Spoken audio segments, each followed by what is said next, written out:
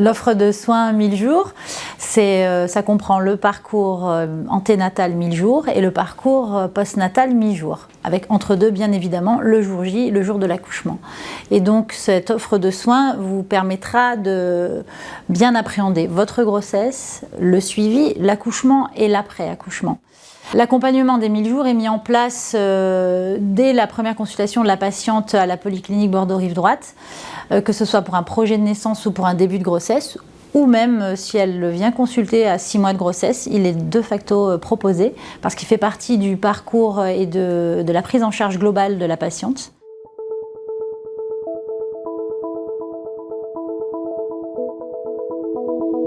Dans l'anténatal, on a surtout un travail de prévention avec possibilité de consulter, d'avoir une consultation psychologique et bien évidemment de faire tout un bilan sur votre santé en général.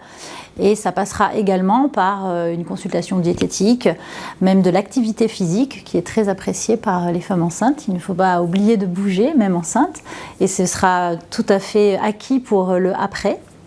Et ça peut même vous servir après pour le post-accouchement, en proposant également des séances de yoga.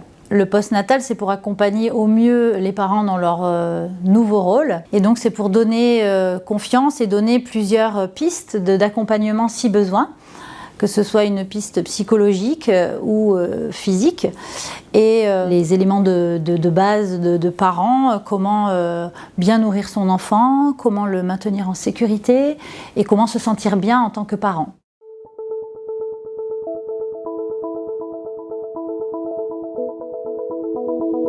Nous, ce qui nous distingue un petit peu à Rive-Droite, c'est qu'on est labellisé IHAB, donc Amis des bébés.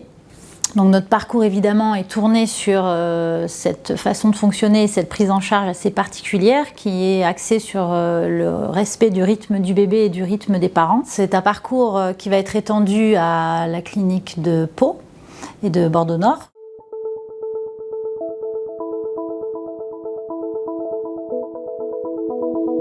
Effectivement, elles sont très rassurées et sont donc en terrain connu et arrivent davantage à poser des questions, sont moins gênées parce qu'en fait on s'aperçoit aussi que les mamans à l'heure actuelle sont gênées de poser certaines questions comme si c'était inné de devenir maman ou parent, et elles se sentent beaucoup plus à l'aise et libres de poser toutes les questions dont elles ont besoin.